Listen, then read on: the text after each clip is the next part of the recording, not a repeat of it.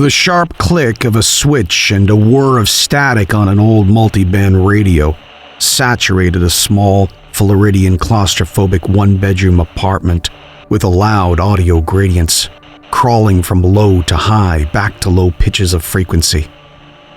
In a knee-jerk reaction, the buzzing acoustic annoyance was reduced instantly in an effort to remain covert. The man's cautious tap into the microphone receiver button was followed by a meek and cautious greeting. "Hello?" whispered Elijah Jackson. More static variations and the knob is twisted, and then stops, as a clear response is heard after a few seconds. "Hello? Elijah, is that you? How are you holding up?" responded Joe Cunningham. "Joe, hello, I'm okay. Damn hungry, but okay, what else is new? Not sleeping well, which is probably worse, but how are you doing?" Elijah finished his last question in a hushed tone. "Same," Joe replied. "Can't walk well anymore. That gash from the fire escape attempt never really healed, and I'm out of the fresh dressings for it. Got no towels left. That's never good. Not sure what I was thinking when I tried to get up there. I'll do another roam around the building if I feel safe and strong enough, but this wound isn't healing well. Kinda stinks, to be honest. It's a bullseye scent." Joe, a lean Tampa native, had celebrated his 52nd birthday recently, but lost track of time a long time ago. He rubbed his leg over his partially healed wound, while the static began its routine white noise, working to shut down their conversation momentarily before clearing up and allowing an open channel again. "So I'll try to make a run in the morning. Hobble, across the parking lot to D-Block. I can see a window open, but those curtains fluttering out of the window freak me out a bit. Hopefully I'll find something. Certainly some towels or sheets or some food. If I'm lucky, somebody left behind a bottle of whiskey or a gun. Bullets, at least. I need to scout around for a generator also. My Jenny here is on its last legs." Joe finished. "If I weren't miles away, Joe, I'd help you," added Elijah. "You know I would. I'd keep an eye out. I'd watch your back, my friend. Be careful. That wound, if it hasn't healed, well, you know. Hey, man, I wish you'd reconsider. Give it some time and I can find a way to meet up with you. 2 heads better than 1 and all that." "Oh, Eli. Yeah, I know. I appreciate that, brother. I'll wrap up my leg. I gotta go, though. You know I do, even if I risk them catching my scent. I'll wrap the wound good." Joe exhales in a long, sustained breath. Damned if I do and damned if I don't. It's infected. The longer it stays infected, the more chance that I'll lose it soon, or worse. And I'm not much for cutting off a dead leg with a steak knife and watching myself slowly bleed to death. I need supplies, that's all. Medicine, clean towels, maybe some isopropyl or Jack Daniels. It'll be fine. I'll be careful. About 9 hours the first light. I'll try to go then. Not now. Not in the dark. No way in. A calamity of crashing and groans off into Joe's distance on his end of the radio. Joe stops speaking suddenly and listens. Silence for a moment. Slight static arises and then clears. "Joe!" whispers Eli. "Shh. 1 second, Eli." Joe abruptly interrupts. Joe and Eli wait a moment for the ruckus to cease, then continue in hushed tones. "Sorry. I thought I heard. It's nothing. Joe explained. With concern, Elijah interrupted. What is it? You okay? Yeah, fine. Probably just some of those bastards rummaging for scraps a good deal away from here. It's nothing to worry about. Joe trails off. Joe momentarily silent again for one last listen. Silence beyond. Right. Okay. Where were we? Have you heard anything from that lady, that mom and her kid? Joe added with some concern. I heard her for a moment earlier this morning. We made it through a good 2 or 3 minutes before I lost her. She said they were okay. Elijah explained, then with some concern added. She sounded a bit erratic, but then the damn white noise took over. She got cut off, I guess. I lost her. Tried to get her back, but I wasn't able. I hope she really is okay. I remember she said that she had a young girl that she was watching over and that her husband didn't make it. Same old story we know well enough, Eli explained and continued. This guy across the parking lot from me in the other compound in one of the top floor suites, Moses is his name. Used to see him in the mall sometimes. Seemed like a nice guy. I haven't heard from him in a while.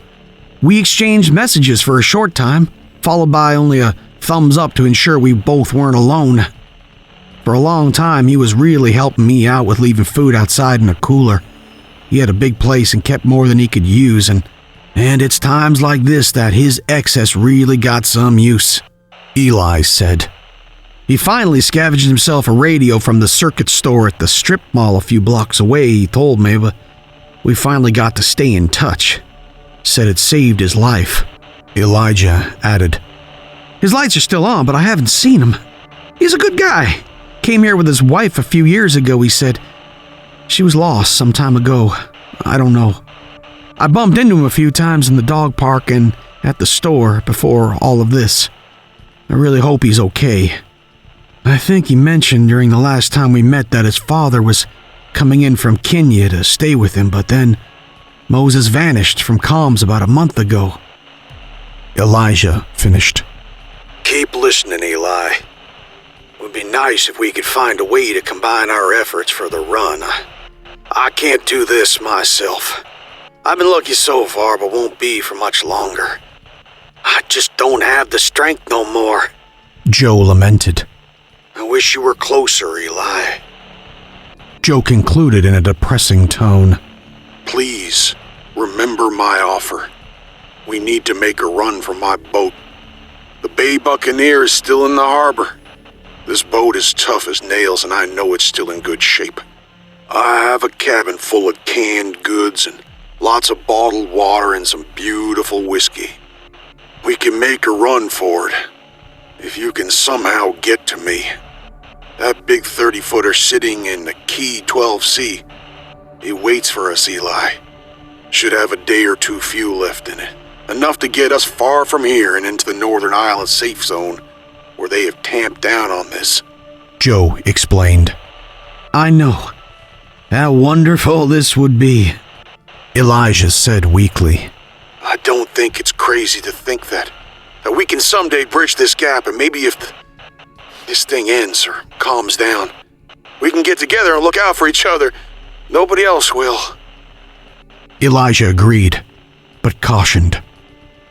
May not have that time, Joe. We may need to take a chance and move sooner than later. A shocking, sudden screech was then faintly heard in the distance beyond Joe's radio, audible enough to send their hearts racing. Jesus, Joe! Eli rushed into his microphone. Was that close? Yeah, it sounded like it. That was a few blocks away, I think. Hey, man, signing out now. Joe added. I need to start some silence for the evening, lock down, get some sleep. If I make the run alone tomorrow, I'll let you know when I return. I'll give you a shout. Please do. Take it easy, Joe. Get some rest. Elijah concluded, while tapping on his equipment in a comforting gesture meant for his friend afar. Sure thing. Good night, buddy. Give a little hello to Tess for me. Oh, and Eli, if something happens... Stop it, Joe. Nothing will happen. Just be safe. For the love of God, just be cautious. Eli scorned. Well, just saying. You know where my boat is, and where the keys are. If anything happens, get to it. It's not getting better out there. Joe added, before he whispered a goodbye to his old friend. Elijah, a man of just over 60 years old, flips his radio two-way switch. He has a mechanical scan across and around his dark little desk in his dark little room and grabs a scummy glass, pours a bit of cheap newly acquired scotch, takes a sip and scowls from the horrible burn that you can only get from the kind of paint that you're forced to acquire, and the fact it was left unopened and unrecognizable by name predicted a burning esophagus and the guarantee of some nausea. Elijah stands up slowly, with another toxic Scotch utterance, "Oh, fuck," and stretches out his sore back and walks over to a small cage on top of a dresser, taps it a couple of times, forcing an emitted faint squeak. Eli lifts the towel covering the box. Within a pungent, dusk-lit little cage, a tiny gray-furred head pokes out of some wood shavings, sniffs, and then hides back in its little escape. This gerbil has outlived many of the beings on this current sphere. Good night, Tess. Let's pretend things will be better in the morning. Oh, and Joe says hi. Elijah spoke with much fatigue in his voice and slightly apologetic for having breathed that demon liquor vapor into her little face. The old man walks, slouched, over to his single bed and sits on the end. It offers up a springy metal squeak that echoes in the silence, prompting the man to grab the bed with a fleeting white-knuckled reflex, knowing really that it solved nothing. He takes off his boots, pushes them under the bed, lays down as slowly and quietly as possible, and closes his eyes. Elijah whispers to himself at a barely audible level, "Things will be better in the morning." Another monstrous screech is heard far into the distance. Angry, but from where? Hard to tell. This trouble came just over 4 years ago. In a cold January, the first cases arose. Influenza was largely blamed at the outset, but the symptoms rapidly distanced themselves from any condition known to have ever existed. The Center for Disease Control were disseminating warnings across social and broadcast media and seemed to be on top of it. But it was a series of rapid-fire mutations from the initial condition at first, or at least that's what they thought. It was just a progression, an evolution. The original condition, characterized by organ deterioration or failure, mostly lungs, heart, and brain. You know, the worrisome stuff. Widespread warnings from local authorities on their individual accounts, echoing the same narrative, meant to not stir panic, while stirring massive panic all the same. Nobody wanted to expand on the overarching result from this disease. Violent, frenzied, unmitigated madness. Apparently, body hair fell out immediately. This was, of course, a way of detecting the victims, or should we say, offenders, from afar. Unless you were already quite bald with no eyebrows, then you wouldn't be too popular. He remembers that broadcast, as it was repeated every few minutes for months. Do not go outside if you or family begin showing symptoms such as slowed movement, slurred speech, or violent behaviors. Isolate them to a secure area of the house. Please stay tuned for more information on where to go. Stay in your homes and monitor your health. Alert us immediately at 854-298-0101 if you feel that you are exhibiting any of the symptoms described. 854-298-0101. The CDC broadcast concluded. They stopped when the situation became untenable, he supposed. For whatever reason, they just stopped. The known surrounding area lost electricity, perhaps 16 months or so after that. When they say that, they would mean when it became too dangerous to meet one another, to leave your home. Then they started to lose contact with each other completely. They knew that most of the known world became infected. It was the pathogen. It was brutal and swift. It immediately transmitted from the most benign and well-meaning origins. A cough, a touch, sweat. Then, what we didn't expect was that, in addition to the lung failure, renal failure, heart disease, brain tissue scarring, and of course, ultimately, death. For many, it then evolved. Those that didn't die began to exhibit characteristics of, well, ghoulishness. It was the vaccine. Well, that was the theory. Nobody really knew for certain, but as soon as Intrepid Bio began to administer the vaccines, in their government-mandated rush, without any real clinical trials, zero efficacy, those that were vaccinated, millions, began changing. Their skin became pale, and those studied were stripped of any ability to tolerate vitamin D, and although they could venture outdoors, the sun seemed to lick at their skin like salt on a wound. It was theorized that it was constant pain that made them mad and created the rageful violence within them, so they became wildly aggressive. They ate anything that could be digested, including garbage, pets, and cadavers. It didn't seem to matter. These things were not fussed about whether or not it had a pulse or if it had been rotting for weeks. Besides the pain, rage, and madness, they still had to eat, and it was the aforementioned characteristics that alleviated any concern over what they ate and how they ate it. The condition was passed on through a pathogen in their saliva. They were batshit crazy, but again, it was the aggression that was most worrisome, as one would imagine. They feverishly wanted to rip you apart.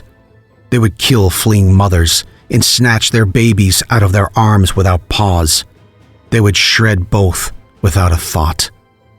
The rage was not always connected to any need to eat, as they occasionally scurried away from their victims, leaving them somewhat intact. But most often, they wasted nothing all the same. If they didn't finish their victims, the victims would either scurry away with their newly acquired insanity and rage-filled hunger, or they would be finished off by others eventually, if they didn't reanimate. They kept strategic national stockpiles of this dubious vaccine at each safe zone, but they were soon overrun, and 4 years later, it was every man or woman for themselves. They seemed to have stopped developing or evolving, and their cycle of maturation seemed to end after a few months. Eli had witnessed them several times from afar, and with the exception of steadily growing paler and sinewier, they have remained largely the same. Variations of themselves within their original human shells, but mutated in horrendous packages. They preferred shadows and darkness. Even without any direct correlation to the nefarious monster cliché, they simply did not do well in the sun. The last bit of info that Eli was aware of before it went dark was from a news broadcast and a fat gray talking head with a few PhDs explaining that they were dying because their cells were not regenerating. They believed that the sun and other elements destroyed cell tissue, and that they essentially rot when exposed to sunlight. Scientists estimated that the rain ultimately was worse since their skin was not as impervious to being wet as our living tissue is. So, clear night was a setting for the killing zone. This is when you needed to be extra careful, extra silent, and locked in. One of their other notable characteristics was their smell. Even without the desperate shrieks of rage, hunger, social mechanism, you will know they are close by their stench. It was unbearable. During one of Elijah's more fortunate encounters on the radio with another survivor, a young man named Dennis had explained that his roommate was killed by one of these things, and before the roommate was set upon and ravaged, Dennis remembers that his friend began to vomit from the stench of decay before the first chunks of flesh were ripped from him. It gave Dennis time to jump out a second-story bedroom window to a van's roof and limp away with a sprained ankle. At night, the uninfected world can smell them. Putrid breezes waft across the open land. Then they know they are close, and they keep extra quiet. About 2 years ago, Elijah met Joe. Elijah was rushing into his small one-bedroom apartment with some newly acquired supplies from a vacant apartment nearby. He heard static on his radio with a voice asking for someone to respond. It was Joe. They spoke for hours. They told jokes to one another, shared memories, and even Joe played some guitar for Elijah as quietly as he could. It was nice for Elijah to hear music, even though Joe was no master. They had grown up in different parts of the country, but Joe became Elijah's closest friend. In a world where relationships didn't exist, or you just knew better than to get too close to someone that you come across, it was nice for them to have a sort of audio pen pal. Then they came across new voices like Moses from Nairobi, then a Cuban immigrant mother Eva, and her young daughter Gloria, although Moses hasn't been heard from for months now. They would receive the odd transmission from obvious nutcases talking about a new vaccine and that they were operating from a safe zone in a swamp area near Tampa, but they remembered too clearly what happened with the last vaccine, and in no way they weren't making a trek 30 miles out of the city to meet strangers in some fictional safe zone. Elijah showed concern to Joe with his conspiracy of not being certain if they would be legitimate or just really desperately hungry for some long pig on a Florida human barbecue.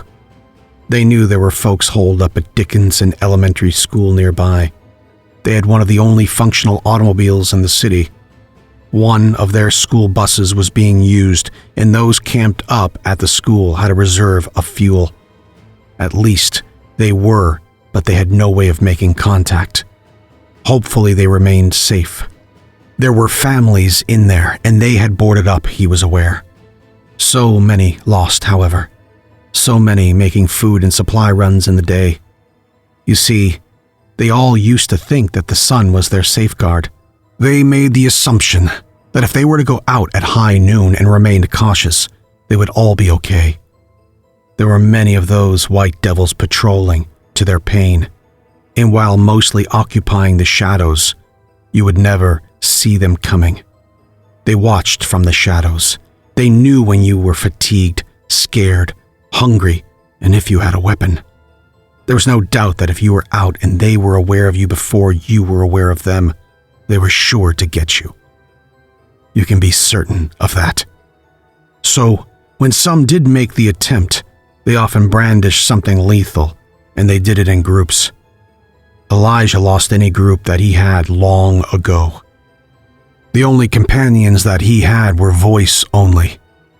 Better than nothing, but they each made singular attempts by themselves to get what they needed. There were no vehicles. Cars were rusted and useless. Any fuel that existed was long gone. Bikes were rusted and deteriorated beyond any use. Flattened tires and immovable chains. They always went on foot, prepared as possible. Elijah taped steak knives to a sawed-off hockey stick, and under his clothes, he wrapped his arms and legs in duct tape to at least try to prevent any bites. He had been relatively lucky, with the exception of a few close calls that set his heart on fire so badly that he didn't make another attempt in months. It was a matter of time, he felt. He was certain. He knew that individually, Joe and he and the others were growing weaker, and being alone, were increasingly becoming less able to protect themselves. They were the vulnerables. They were not eating well, not sleeping well, and all of this had taken its toll. They insisted that they needed to try to group with one another. They felt a need for that strength in numbers, with a nod to his favorite poem by T.S. Eliot.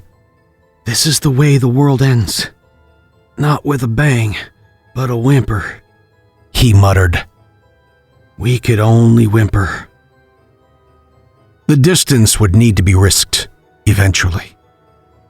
Elijah awakens to a scream from a woman in the distance. He wipes the sleep from his eyes and raises himself from his bed.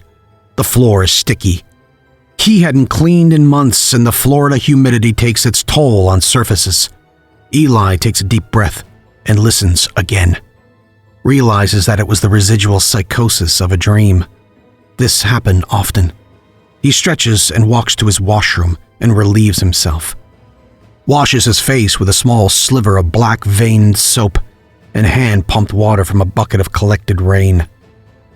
Water, in its piped form or commercial form, was as extinct as Law and Order, and that was as extinct as the rotary dial telephone. Luckily, Florida had an ample supply of rainfall. He was always fortunate to not be residing in Arizona. He often wondered how the other parts of the country and world were getting along. Elijah was once a cop, in another lifetime. He was a detective for the Tampa Police Department. He never left the city after retirement. Got himself a nice little one-bedroom just a few miles from the ocean with a pension that he was provided. There was a cluster of apartments around him. He had developed some friendships in the neighborhood, which were welcome since his wife had passed away from the virus in its early days. Complete organ shutdown. Pre-vaccines. Thank God. She was spared from turning into one of them. He was left alone, bitter, sad, and white-knuckled to a bottle of something or other as often as he could. He had a good heart, though, and was well-liked despite being characterized as a bit of a grumpy loner. He had never developed symptoms, despite his constant care for her, his Deborah. He never wore a mask even when he knew it was the right thing to do, even when strongly advocated by her doctors. He didn't want their last moments together to be invisible to one another. This coupled with the fact that he was happy leaving this life with her, if it were fate's plan. They had been together for 24 years, until her last labored breath, holding his hand. His cries drowning out the flat line on the ECG machine. He's never cried before, or after.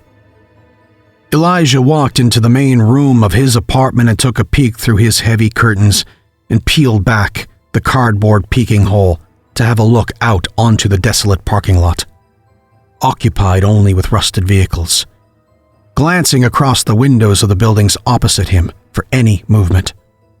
None. He then shuffled over to check his radio for any communications activity. Switched it on, and nothing but light white noise. "Hello? Anyone out there? Joe? Anyone?" 15 minutes of ambience. Nothing. Joe must have left, he muttered to himself. I hope he stays safe. Elijah then switched it off and sat in his tattered beige armchair, picked up a policing magazine that he had read 100 times before, wishing he could have a coffee again. A child's scream pierced the silence. It was coming from the parking lot below. This was close. Elijah rushed to the window, peeked out as covertly as possible. This was a result of smart thinking rather than any cowardice of which he had not a molecule of in his grizzled old body. Scanning the space, he noticed the female child of about 7 or 8 hanging from a balcony 3 floors up from the building next door to his. Somehow this kid felt that screaming would have been a good thing to do, which in any other situation may have been. Not these days. These were the days of hungry beasts and little soul. Elijah made another routine scan across the visible space, and there was nothing. But this kid continued to make an ungodly racket. She couldn't be blamed. She had slipped from the balcony and was hanging on for dear life.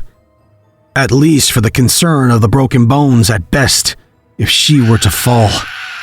Elijah carefully propped open his window, removing a row of tape holding the cardboard onto the panes. Elijah, shyly, whispered to the child as loud as he could voice a whisper. Hey kid, you have to stop screaming. You have to stop now. Where's your mother or father? Elijah, assuming that this child was not alone at her age. She was on the bottom rung, clenched tightly onto that rung for dear life. Then, suddenly, smashing through the glass above her were a man and woman, pale and rageful, screaming like banshees standing within the confines of the balcony, searching around. As Elijah dipped his head out of sight, still peering through a slit in the cardboard, incredibly concerned for the safety of this child that obviously was trying to climb out to flee. Was this her parents? She must have been hiding for a long time. 1,000 thoughts rushing through Elijah's mind. He peered again. The specters noticed the screaming child and furiously attempted to reach it. The male thing attempted to climb over. Elijah's heart was racing. He could feel it painfully pumping through his entire body. He wanted desperately to help the child, but was unable. Even if he could, he would never get there in time. By now, the screams of all actors involved in this drama would have lured more of the horde. The sinewy beast almost reached the little girl, but ended up falling over the rail in his wretched clumsiness and plummeted to the ground, landing on his head, providing the atmosphere of the empty parking lot with an echoed cracking sound that made Elijah's stomach lurch, despite not feeling any sorrow for it. This left the female, who also tried to reach over but somehow mitigated its risk based on the near decapitation of its bony, recently redeceased partner, and tried to reach through the lowest rung to get to the child. That's when, suddenly, Elijah saw a familiar face appear behind it. It was Moses, rushing onto it with a baseball bat and connecting the bat with the thing's head with a swing that would have made Jim Tomei blush. That crack, again Elijah's stomach lurching. Not a bad swing. Home run. The thing crumpled to the floor of the balcony. Moses pushed it aside with his foot and reached down for the girl. She was hesitant, but Elijah could hear him soothing her. They are gone. Give me your hand, he said. Elijah could hear her sobbing, but her reluctance caved to self-preservation.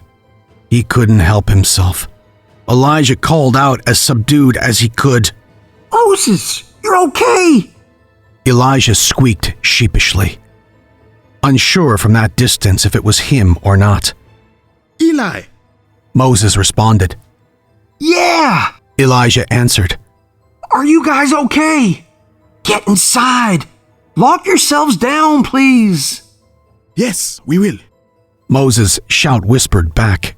Let me get her calmed down and take her upstairs, and I'll talk to you soon. The young girl continued to sob. Okay, Elijah answered, wondering why Moses was there and where he had disappeared to. Elijah took himself back in and allowed his heartbeat to recover while he slumped into his recliner after having switched on his radio. He drifted off for a few moments, dreaming of his Deborah, as he always did. He was jolted up by a sharp static followed by a male voice that had him racing to his seat in front of the wideband radio. Pressing the transmitting button, Elijah said, Hello? Moses? Joe? Nothing. Light white noise, and then silence. Suddenly, a shrieking high-pitched sentence.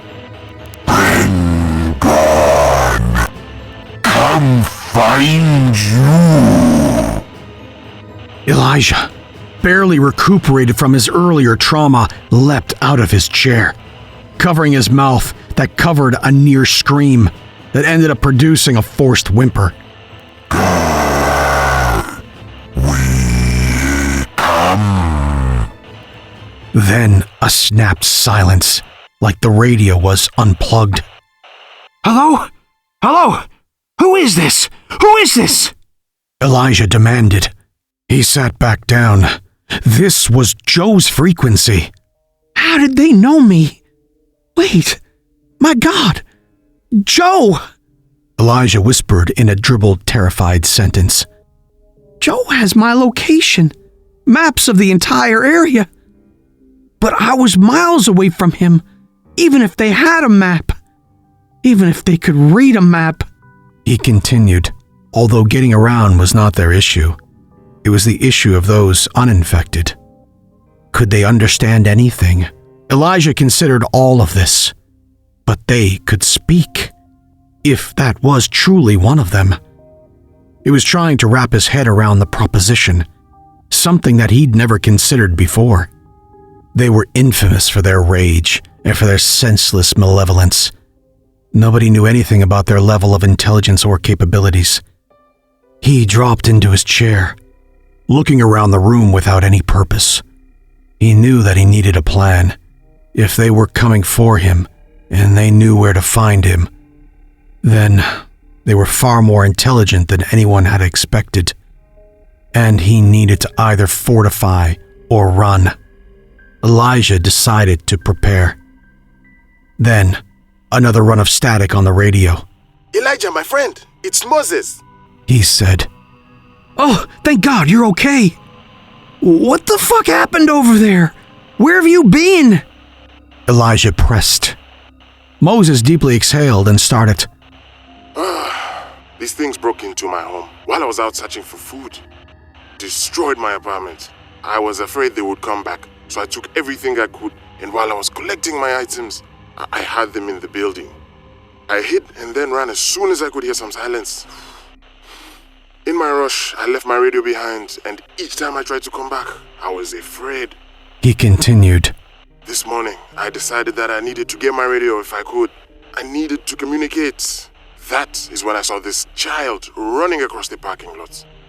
I was confused. I didn't know what was happening. Then I saw these two things chasing her. I was terrified for this little girl. Oh my God, Elijah interjected.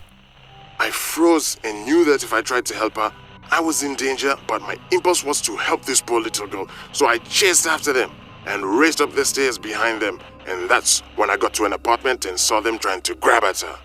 So when I saw the baseball bats hanging on the wall, I grabbed it immediately and acted. He continued. I'm just glad that neither of us were hurt.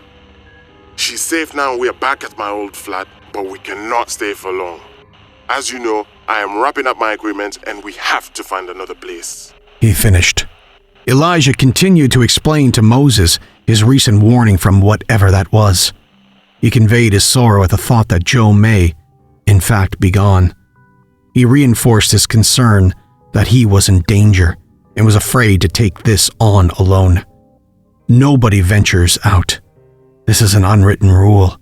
Nobody. Not at night, not during the day. Only when the circumstance is so absolutely desperate. These abominations traveled in packs and were fast and deadly. They were somewhat intelligent. After the communications received that morning, it was clear that they could speak also. Moses didn't care. He had already taken one chance, and Eli was scared and alone.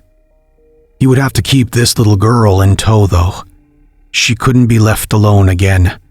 She was, most certainly, a liability to take along, but it would benefit everyone to stay together.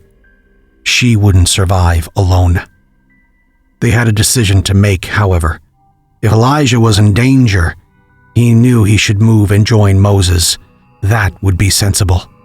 The concern was that Elijah had set up a fortress. It was reinforced as much as you could fortify a cheap apartment.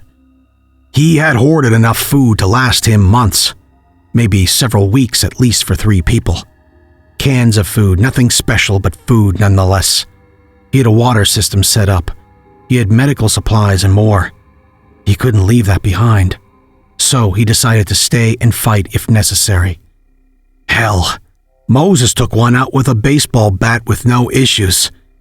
Elijah had racked up a half a dozen body count in the last 2 years himself.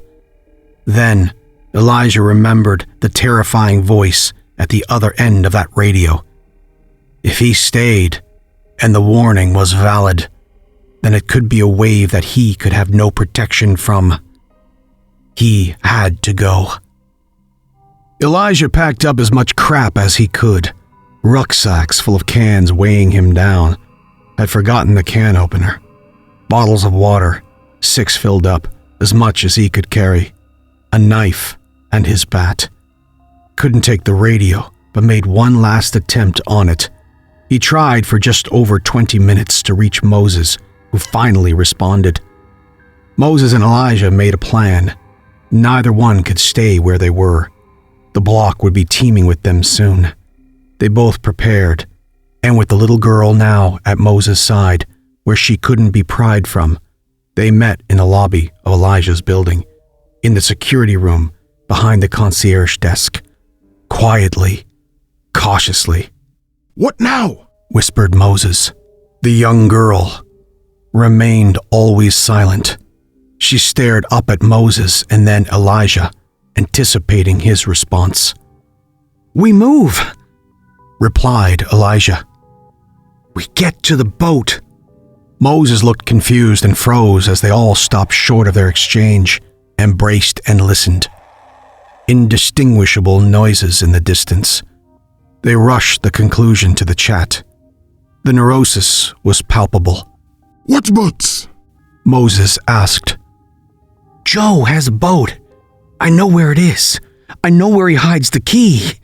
We gotta go for the boat. Elijah explained. When? Moses responded. Now, brother, we have to go. I have a bad feeling. I mean, a bad feeling. This voice, their voice on the radio. I don't know, but I think they know where I am. And the voice sounded familiar, but hard to tell. Elijah exclaimed, sweat trailing down his face. Okay, let me have a look. Let me check the parking lots. Moses replied in a whisper. Moses opened the security room door slowly. He first checked the outer foyer. Nothing but broken glass. The area was clear.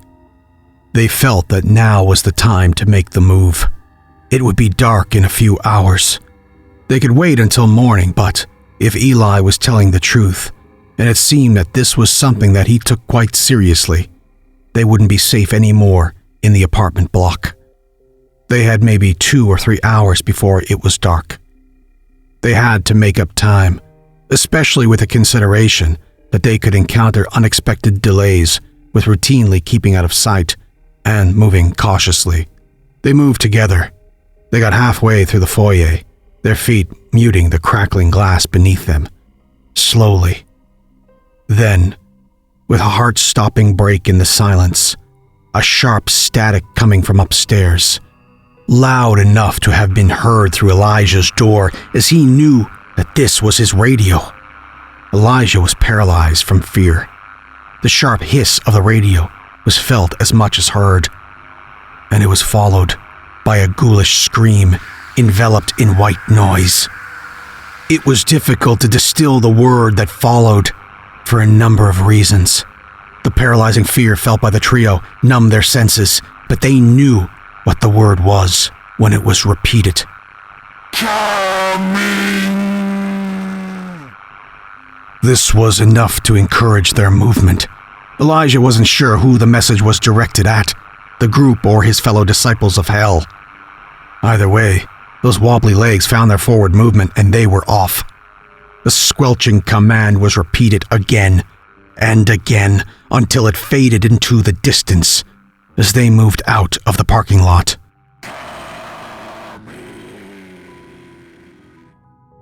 The only hope was that they would make it to the boat before the sound alerted the hordes to a collective bounty on the heads of the fleeing team.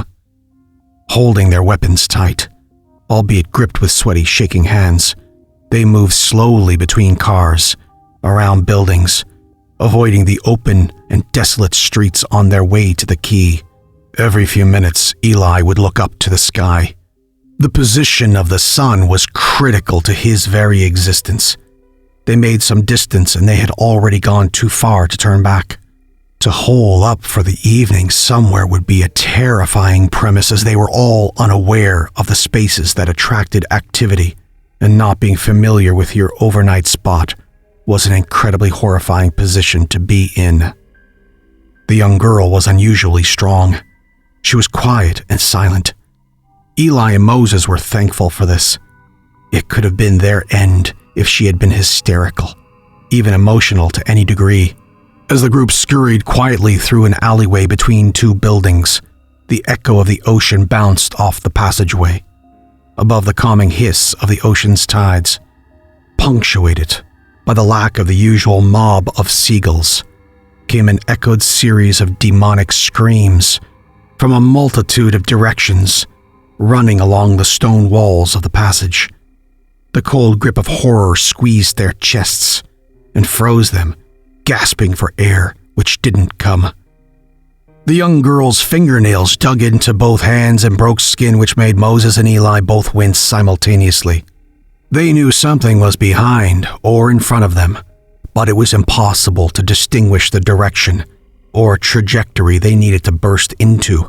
When they became unstuck, they glanced at each other, down to the young girl who only stared forward, hands shaking, and maintained her grip, clawing into the hands of the two men.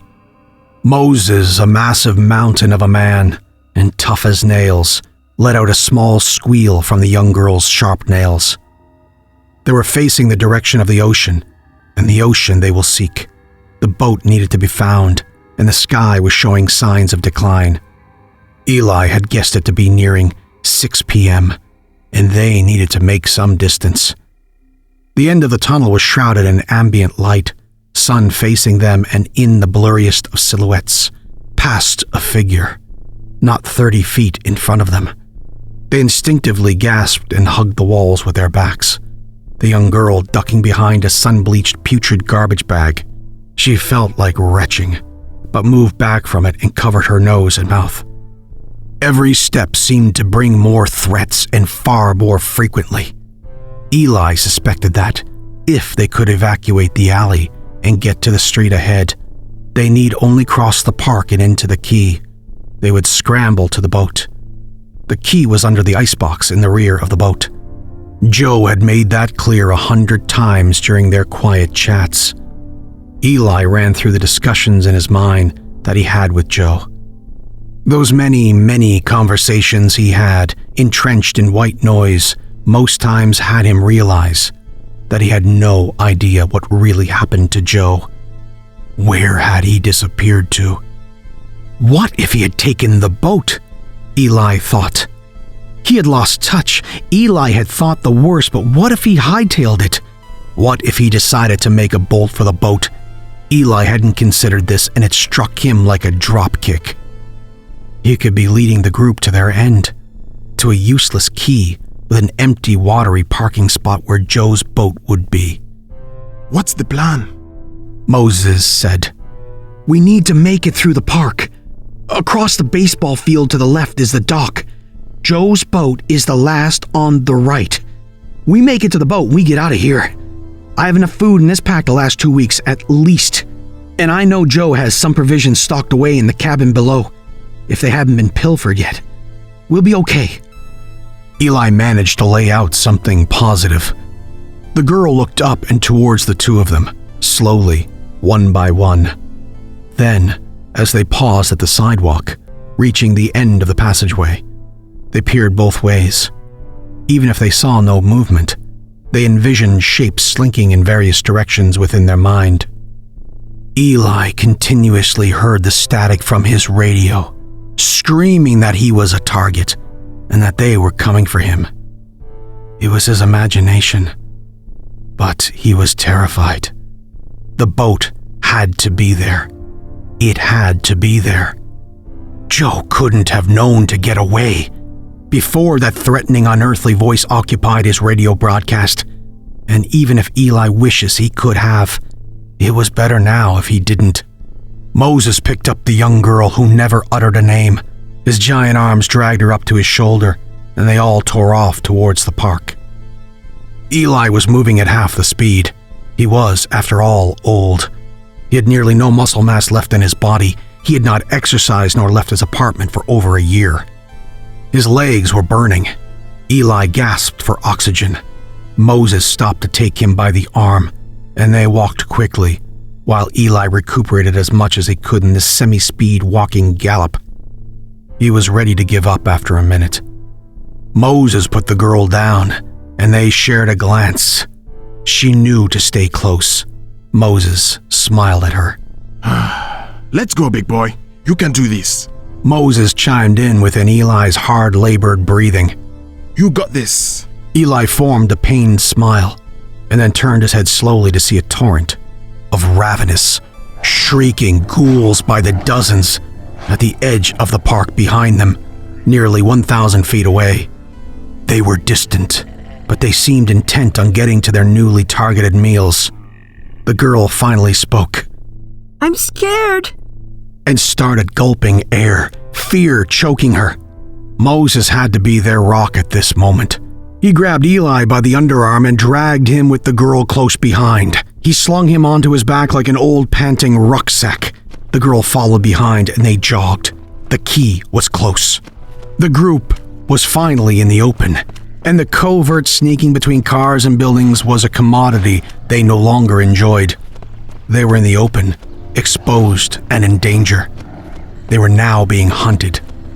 Soon, they were onto the stairs down to the jetty and onto the wooden dock, racing towards the boat with Eli's instructions. Let me down, Moses. I'm okay.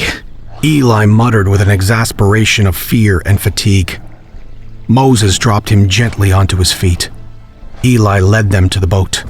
Moses stopped to scan their followers. They had grown. They were seething, spitting, salivating, screaming. Moses turned to follow Eli. The girl was at Eli's feet, moving fast and panting. The boat! Where's the boat? Eli whispered as loudly and as angrily as one could between clenched teeth. Space where Joe's boat typically docked was empty. He's taken it! He's taken it! It's gone! Eli sobbed. Suddenly, he noticed their salvation. The Bay Buccaneer. Joe's boat, floating a few yards behind another one that had blocked their view. Run! There it is! Jump! We have to swim!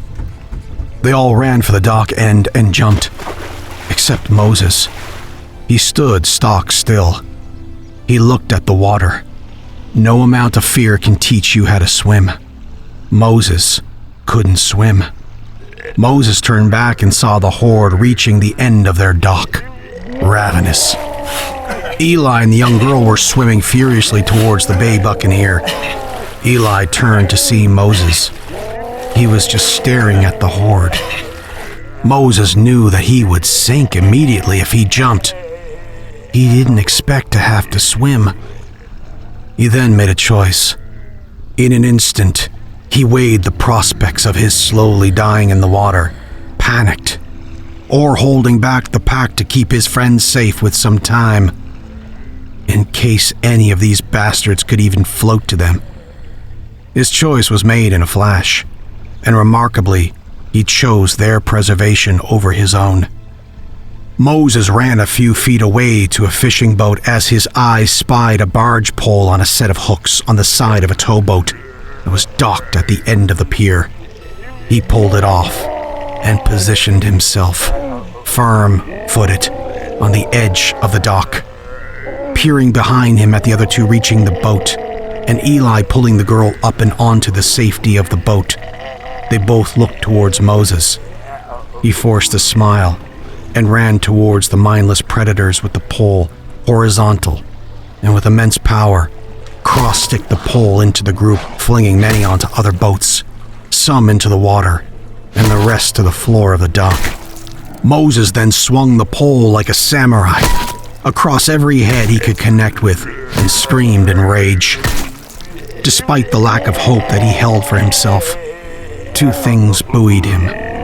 The knowledge that he was saving his friends and the scream that he had buried in him for years had finally got to come out. It felt good. It was therapeutic while it lasted. Eventually, though, he fatigued and was tackled by the greasy mob. Now on his back, Moses' head looked back at the boat and his friends from his upside-down vantage point, ensuring his friends were far from danger, while he was ripped apart by dozens of rotten teeth. Eli wiped away the moistness of his eyes and sweat and navigated to the stern of the boat, across a wet and slippery floor, and found the large thermal storage bin at the back and hoisted it up. The key was there. It was taped to the floor. He made out the outline within the duct tape and snatched it up. He ran to the ignition and pulled the girl with him. He saw that many of these ghouls had taken to the water in some effort to swim towards the boat in their own ridiculous fashion, but were making some progress. As he sat down into the pilot's seat, a loud static. Static, shifting in different migrating frequencies. It stopped his heart. The young girl looked bewildered, her eyes squinted, trying to understand where this sound was coming from. It was coming from the cabin below. The cabin that kept the food, the bed, the emergency elements they would need. It was coming from the cabin below where Joe's radio was kept. His boat emergency broadcast equipment. Silence took over. Only the ocean. The waves on the hull of the boat. The sounds of gargling demons in the water, mostly sinking to the bottom, having given up their aquatic pursuits. "Fuck this," Eli uttered, then pausing to apologize to the little girl for his language and smiled weakly. Eli turned the ignition with aggression. Instant relief poured over him as the boat started up immediately. He pulled back the throttle, and the boat jerked away, pulling them both backwards. The girl grabbed his arm for steadiness as she jerked around on her unsteady legs. Eli looked back, teary-eyed. He felt that he really wanted Moses with him now. He wished he had Joe with him. He turned to the little girl with a labored but soothing smile to ask her finally what her name was, when in his peripheral vision, he saw movement. The girl finally answered sheepishly, with eyes welled up from hours of emotional turbulence. Eli wasn't paying attention anymore, and seeing that he was distracted, she looked more confused. May. May is my name, mister. Mister? Eli, numbly, slowly, and distractedly answered, "Okay. Hi, May," as he shifted his attention to a slow-moving blur behind her. In his foggy peripheral, he saw that they were not alone, and he moved her aside to clear her out of the way of his view. Then Eli was shocked to be staring into the bloodshot, wild eyes of his old friend, Joe, lumbering up from the cabin stairs, salivating mouth, partially missing forehead, slowly widening, hysterical mouth of broken teeth, a wild tangle of hair, stiffened with what looked like dry blood, framing a face of bloodthirsty madness.